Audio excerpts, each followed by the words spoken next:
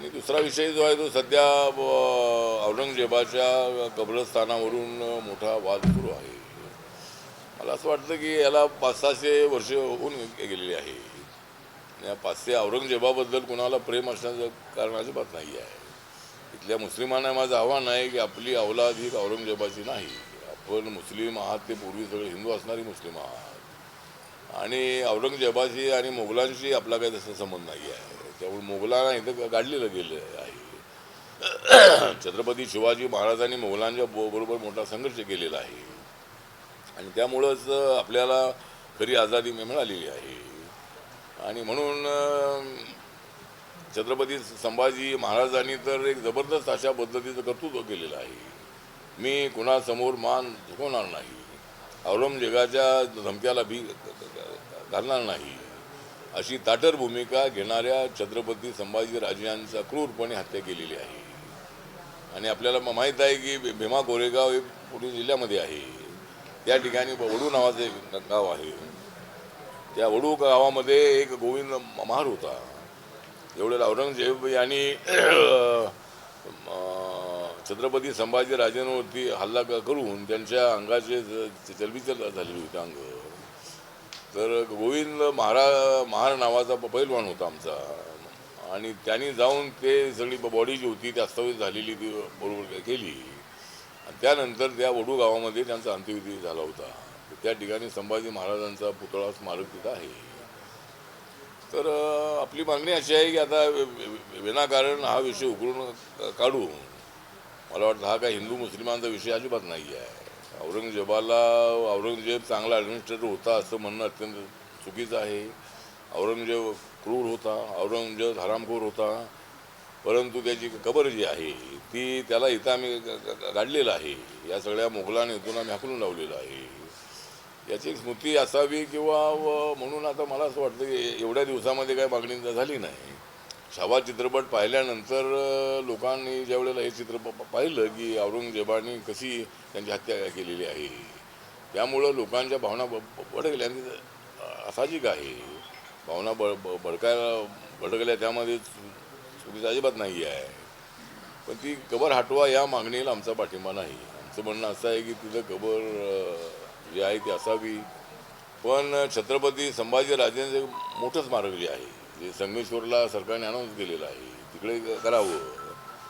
पण ज्या छत्रपती संभाजीनगर हे नाव जे आहे हे काँग्रेसच्या काळामध्ये दिलं गेलं नाही.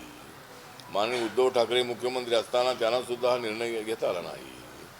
पण एकनाथ शिंदे मुख्यमंत्री झाल्यानंतर ताबडतोब या शहरात औरंगाबाद जिल्ह्याला छत्रपती संभाजीनगर जिल्हा हे नाव देण्याचा निर्णय घेण्यात आला. आणि त्यामुळं संभाजीराजेंचं जे स्मारक आहे ते भव्य दिवस स्मारक इथं संभाजीनगरमध्ये असावं अशी आपली मागणी आहे. की कबर हटवू नका, पण संभाजीराजेंची स्मृती आहे, संभाजीराजेंचं मोठं स्मारक जे आहे हे या ठिकाणी असावं अशी एक आपली मागणी आहे. आणि त्या दृष्टिकोनातून सर्वांनी जर नागपूरमध्ये घडलेलं आहे, ज्या लोकांनी प्री प्लॅन करून तिथं दंगल घडवली त्यांना अद्दल घडवण्याचं काम तर शासनाच्या वतीनं होणारच आहे. परंतु त्या ठिकाणी जे आरोपी सगळे पकडण्यात आलेले आहेत, बांगलादेशची कनेक्शन होतं अशा पद्धतीची काहीतरी माहिती येते. जी काय असेल ही त्याची संपूर्ण चौकशी पोलिसांनी करावी आणि दंगल करणाऱ्यांना कठोर शिक्षा झाली पाहिजे अशी आपली मागणी आहे. आणि हिंदू समाजाला माझं निवेदन आहे की आपण शांत राहिलं पाहिजे. विनाकारण विषय उकरून आपण महाराष्ट्रामध्ये अशांती निर्माण करता कामा नये अशी आपली या संबंधातली भूमिका आहे. त्यांच्या भावनांशी आम्ही सहमत आहोत. पण कबर जी आहे ती कबर इथून उकरून काही त्याचा उपयोग होणार नाही आहे. अयोध्येमध्ये बाबरी मस्जिद होती ती डिमॉलिश झाली, तिथं आता राम मंदिर झालेलं आहे. त्यामुळे आपण थोडं समाधान मानलं पाहिजे की तिथं एवढं मोठा विषय जो होता 500 वर्षाचा. त्यामुळं आणि प्रत्येक ठिकाणी ज्या ठिकाणी मस्जिद आहे तिथं खाली मंदिर होतं, तिथं मंदिर होतं आणि मंदिराच्या खाली बुद्ध मंदिर होतं. 2500 वर्षापूर्वी सर्व देश बौद्धमय होता. सगळं सम्राट अशोकानंतर सगळ्या देशातली मंदिरं बुद्धाची मंदिरं होती. आणि नंतर शंकराचार्यांनी हिंदू धर्म स्थापन केल्यानंतर सगळ्या देशामध्ये हिंदू धर्म पसरला. त्यावेळेला बुद्ध मंदिराच्या ठिकाणी हिंदू मंदिर आलेली आहे. आणि आणि नंतर ज्या ज्या ठिकाणी मोगल आले त्या मोगलांनी तिथं मंदिरं पाडून तिथं मस्जिद बांधलेले हे सगळा इतिहास आहे. म्हणून आता सगळा हा आपण उकळून काढून उपयोग नाही आहे. आणि एवढंच मी अगोदरी म्हणालो तसं मुस्लिम समाजाने आपलं नातं औरंगजेबाशी जोडण्याचा प्रयत्न करू नये. आणि आमच्यासोबत राहिलं पाहिजे, हिंदूंसोबत राहिलं पाहिजे. हिंदू मुस्लिमांची एकता हीच बाबासाहेब आंबेडकरांच्या संविधानातला एक मुख्य अशा पद्धतीचा उद्देश आहे. आणि त्या दृष्टिकोनातून प्रयत्न व्हावा अशी आमची मागणी आहे.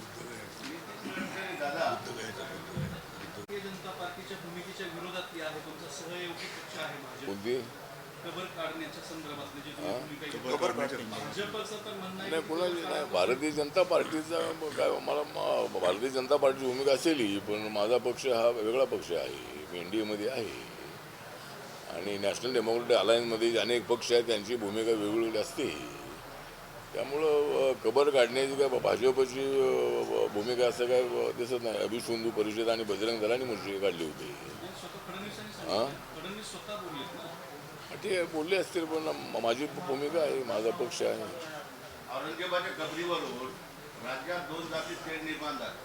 औरंगजेबाच्या कबरीवर नितीन गडकरींनी आता एक वक्तव्य केलेलं आहे की जनता जातीवादी नाही तर राजकीय नेते जातीवादी आहेत आणि त्याच्यामुळं जातीमध्ये फूट पडते असं नितीन गडकरींनी म्हटलं अमरावतीला. नितीन गडकरींनी म्हटलेल्या गोष्ट म्हणजे त्यांचं जे म्हणणं आहे, बाबा नेत्यांनी असा वाद लावू नये. जनता जी आहे ती जनता खाली हिंदू मुस्लिम दलित आज एकत्र असतात. आणि आता आमच्या बुद्ध जयंतीमध्ये भीम जयंतीमध्ये सगळे मराठा लोक येतात. शिवाजी महाराज जयंतीमध्ये आमचे लोक जातात. त्यामुळे अलीकडे समाजामध्ये परिवर्तन झालेलं आहे. काय अत्याचार होतातही, पण नेत्यांनी वाद लावू नये जे गडकरी म्हणालेले आहे त्या मताची मी सहमत आहे की नेत्यांनीच लोकांमध्ये वाद लावू नये. लोकांना एकत्र ठेवण्यासाठी आपली भूमिका मांडली पाहिजे. आणि देश आपला एक आहे. नरेंद्र मोदींचा व्हिजन आहे सबका साथ सबका विकास. त्यांनी जाहीर केलेला आहे की या देशातले 140 कोटी लोक माझ्या परिवाराचे आहेत. त्यामुळं त्यांचं व्हिजन जे आहे ते देशाचा विकासाचं व्हिजन आहे. असे वाद झाले तर आपल्या देशाच्या विकासाला गती मिळणार नाही आहे. म्हणून मला वाटतं की असे वाद लावू नये. सर्व समाजाला कसं एकत्र ठेवायचं अशी भूमिका सगळ्यांची असली पाहिजे. पण राज्यघटनेची शपथ घेतलेले मंत्री जर असे धार्मिक तेढ निर्माण करणारे वक्तव्य करत असतील, पण तुमचा पक्षही अशा लोकांच्या विरोधात तरी भूमिका घेत नाही. नाही, कुणाच्या विरोधामध्ये माझी भूमिका मांडलेली आहे.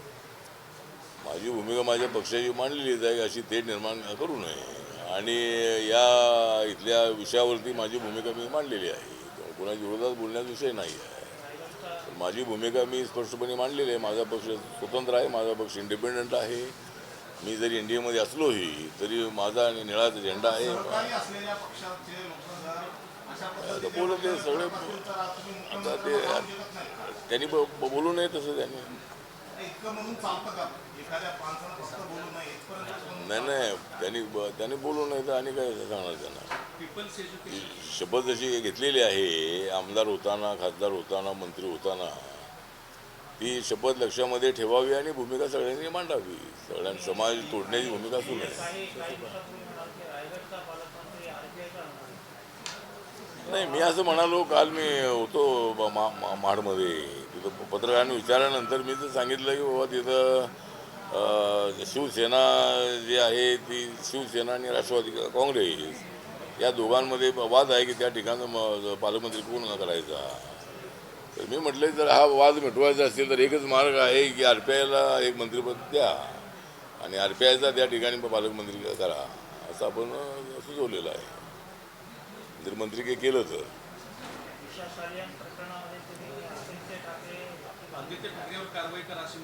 नाही, माझी भूमिका अशी मी मांडली की दिशा सालियनचा 5 वर्षापूर्वी तिचा मृत्यू झाला आणि त्यावेळेपासून ही चर्चा होती की तिनं आत्महत्या केली की तिला मारलेलं आहे. तर आता तिच्या वडिलांनीच पत्र दिलेलं आहे. त्यामध्ये 3 लोकांची नावं आहेत. त्यामध्ये आदित्य ठाकरेचंही नाव आहे. मी असं म्हटलं होतं की निपक्षपातीपणे चौकशी व्हावी आणि दिशा सालियन हिची हत्या झालेली आहे असं तिच्या आईवडिलांचं म्हणणं असेल तर आता त्याची चौकशी कोर्टामध्ये ते गेल्यानंतर कोर्टाने सांगितलं की चौकशी होणं आवश्यक आहे. त्यामध्ये जे दोषी असतील त्यांच्यावर कारवाई तर झाली पाहिजे. मुद्दाम आदित्य ठाकरे म्हणून कारवाई होऊ नये असं मी मांडलं होतं. आदित्य ठाकरेंच्या बाजूनं की उद्धव ठाकरे बाजूनं असं अजिबात नाही आहे. पण कायद्यापेक्षा कुणी मोठा नाही. त्यामुळं आदित्य ठाकरे असो किंवा कुणी असो, तिच्या मृत्यूला किंवा तिचा मृत्यू हा आत्महत्या नसून तिचा खून आहे अशा पद्धतीचं जर चौकशीमध्ये जर संपूर्ण माहिती मिळाली आणि त्याच्यामध्ये ज्यांचा कनेक्शन आहे, संबंध आहे, त्यांच्यावर कारवाई झाली पाहिजे. त्यामध्ये आदित्य ठाकरे असतील किंवा कुणी असतील. हां,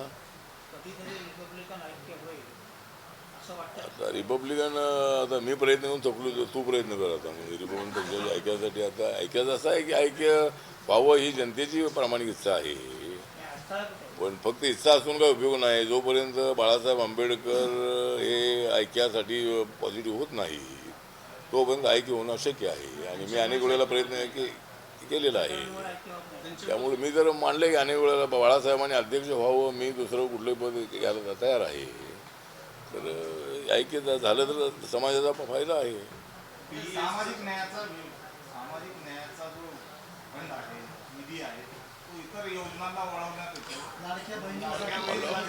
काय आपला पक्ष काही भूमिका घेताना दिसतच नाही. फंड नाही म्हणजे सामाजिक न्याय खात्याचा फंड कुठे वळवू नये आणि तशा पद्धतीची मागणी आम्ही केलेली आहे. तसा त्यामध्ये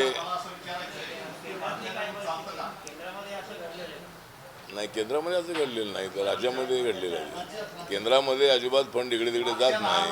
40,000 कोटीचा निधी वळवलेला नाही तो राज्यातला वळवला असेल नाही, राज्यातला वळवू नये. त्यामध्ये उद्धव ठाकरेंच्या काळामध्ये काय वळवलेलं असेल. त्यामुळं फंड नाही कायदा म्हणजे तो नियम करावा. हा म्हणजे नाही आमचा जो फंड आहे समाज कल्याणच्या निधीला कायद्याचं संरक्षण आहे. कारण समाज कल्याणचा निधी आदिवासी मुलांच्या शिक्षणासाठी असेल, गोरगरिबांसाठी आहे. तो निधी वळवला जाणे याच्यासाठी कायद्याचं संरक्षण आहे. तो निधी वळवता येत नाही. मग कसं वळवला? निधी वळवला त्यासाठी काय नाही आता कायदा तसा आहे तर तसा तो जरी काय वेळेला वळवला तरी पुन्हा त्यामध्ये दिला पाहिजे. समजा आता कुणाला काय पैसे मध्येच एखादा प्रोजेक्ट आलेला आहे आणि त्यासाठी समजा काय इकडे लगेच दिला तर लगेच तो दुसऱ्या खात्यातून इकडे आला पाहिजे किंवा वळवूच नये अशा पद्धतीची भूमिका नक्कीच आमची आहे. त्यामुळे जर आपण म्हणताय तर 40,000 कोटी जर तो वळवला असेल तर मुख्यमंत्र्यांनी तिकडे लक्ष द्यावं आणि तो आमचा निधी आम्हाला परत करावा. आणि संजय शिरसाट जे आहेत ते संजय शिरसाट यांनी थोडं लक्ष देतील. आणि लाडक्या बहिणीकडे असेल म्हणजे त्यामध्ये आमच्याही बहिणी आहेत. लाडक्या बहिणीमध्ये दलित बहिला पण ठीक आहे. म्हणजे तो फंड वळवू नये. मुख्य विषय हाच मागणी सूचने हेच आहे की बाबा सामाजिक न्याय खात्याचा फंड इतर ठिकाणी वळवू नये आणि तो वळवू नये अशीच आमची भूमिका आहे. सोसायटीची तुम्ही जी मागणी केली नाही, भीमराव आंबेडकर हे आमचे बाबासाहेबांचे नातू आहेत. आनंदराज आंबेडकर बाबासाहेबांचे नातू आहेत. बाळासाहेब आंबेडकर यांचे नातू आहेत. आम्ही त्यांचे जे शिष्य आहोत. आम्ही सुद्धा पण आता ते कायद्याचं राज्य आहे. त्यामुळं आनंदराज स्वतः म्हणतात मी चेअरमन आहे आणि तशी बाजू त्यांनी चॅरिटी कमिशनमध्ये मांडलेली होती. SP गायकवाड यांनी त्यांची बाजू प्रकाश आंबेडकरांनी तिथं चॅरिटी कमिशनर मांडली होती. पण हा सगळा अभ्यास करून चॅरिटी कमिशनरनी 2 वेळेला निकाल दिलेला आहे की आठवले त्याचे चेअरमन आहे. आणि त्यानंतर मग ते कोर्टामध्ये गेले आणि कोर्टाने सांगितलेलं आहे की नाही तो जो चॅरिटी कमिशनरचा निर्णय योग्य आहे त्यांनी सांगितलेलं आहे. तर त्यानंतर मग एज्युकेशन डिपार्टमेंट आणि चंद्रकांत दादा पाटील हे एज्युकेशन मिनिस्टर असताना म्हणजे आता ते आहेत मागच्या वेळेला होते त्यावेळेला त्यांनी सगळ्या विषयांची बैठक बोलावून त्यामध्ये सगळा अभ्यास करून लिगल ॲडवाईस घेऊन त्यांनी सांगितलेलं आहे की आठवले हे त्याचे चेअरमन आहे आणि त्यांच्या चेअरमन खाली हा PE सोसायटीचा कारभार चालला पाहिजे. त्यामुळं मी मागे बोललो होतो आणि आता हे सगळ्या प्रिन्सिपलला माझं सांगणं आहे की प्रिन्सिपल हे आपलेच आहे. ते जरी कुठे इकडे तिकडे गेलेले असले तरी त्यांनी थोडासा कायद्याचा स्टडी करावा आणि त्यांना प्रिन्सिपलवर राहायचं असेल तर त्यांनी आपल्या सह्या घेतल्या पाहिजेत किंवा आपला आदेश मांडला पाहिजे.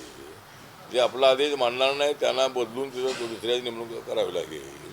त्यामुळे आम्हाला संस्था चालवायची आहे आणि